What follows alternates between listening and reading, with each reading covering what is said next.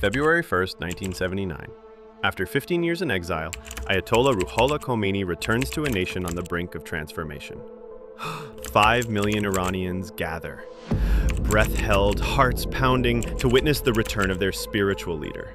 He steps onto Iranian soil, solemn and silent, as history shifts beneath his feet. In that moment, the revolution finds its voice, and Iran, its new destiny. From the Iranian oil. Khomeini, Khomeini, they cried, we're waiting for you. In the annals of the 20th century, few events reshaped a nation and a region as profoundly as the Iranian Islamic Revolution of 1979. It was not merely a change of government, but a complete societal metamorphosis, a seismic shift that continues to send ripples across the globe.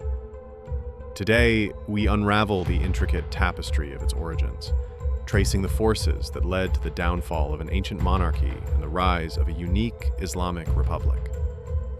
For decades leading up to 1979, Iran was under the autocratic rule of Mohammad Reza Shah Pahlavi.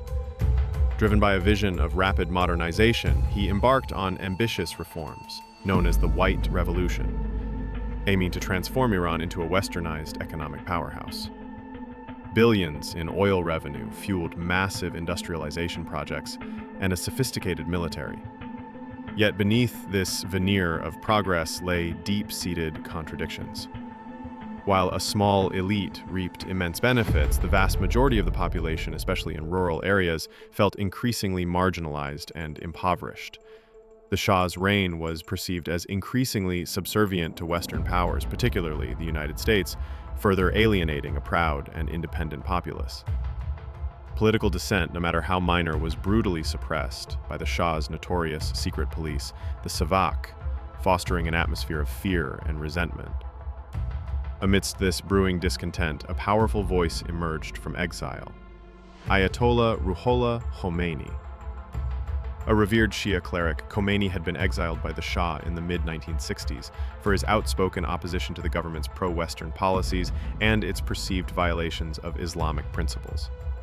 Despite his physical absence, his message resonated deeply with millions of Iranians.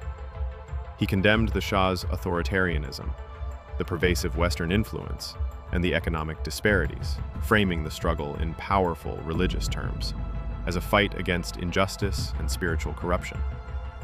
The spark that truly ignited the widespread revolution came in January 1978, when a state-sponsored newspaper published a derogatory article about Khomeini. This act, intended to discredit him, backfired spectacularly, triggering massive nationwide protests by seminary students and bazaar merchants, which the Shah's forces met with lethal force. The government's violent crackdown on the initial protests only served to pour fuel on the fire. Following a traditional Shia mourning cycle, each death sparked new demonstrations 40 days later, creating a relentless wave of unrest that swept across the country. The demonstrations became increasingly fervent and organized, fueled by a broad coalition of students, intellectuals, urban workers, and the religious establishment. Attacks on symbols of the Shah's regime, government buildings, hotels, and cinema. One pivotal moment was the quote-unquote Black Friday massacre in September 1978, where security forces opened fire on unarmed protesters in Tehran's Jala Square, killing hundreds. This horrific event shattered any remaining illusions among the populace about the Shah's willingness to compromise, solidifying their resolve for complete change. Economic factors also played a crucial role. The Shah's policies led to food shortages, rising unemployment, and a widening gap between the rich and poor. Crucially, by December, the military began to side with the people, signaling a turning point. By the end of 1978, the situation for the Shah was untenable. Widespread strikes crippled the economy, the military's loyalty was wavering, and mass demonstrations continued unabated. Faced with a revolution that had gripped every corner of his kingdom, Mohammad Reza Shah, citing health reasons, left Iran on January 16, 1979, never to return.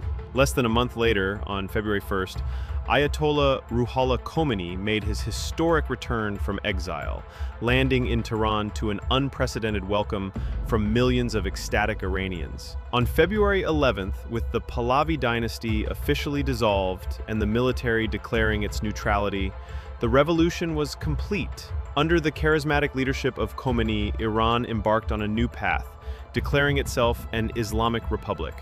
The Iranian Islamic Revolution was the culmination of multiple interconnected factors: imperialism and foreign influence, a deep-seated resentment of perceived Western domination, particularly by the United States and Britain, fueled anger against the Shah, who was seen as their puppet, economic inequality and corruption. Despite vast oil wealth, a corrupt and inequitable distribution of resources created a chasm between the rich elite and the struggling masses, exacerbated by inflation and mismanagement. Cultural and religious opposition to Westernization. The Shah's aggressive secularization and Westernization policies deeply alienated the powerful religious establishment and large segments of the traditional population, who viewed it as an assault on their Islamic identity and values. Political repression.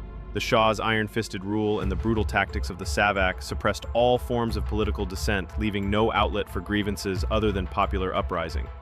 The Iranian Islamic Revolution stands as a unique historical phenomenon, demonstrating the power of a popular movement, often led by religious figures, to overthrow a seemingly entrenched monarchy.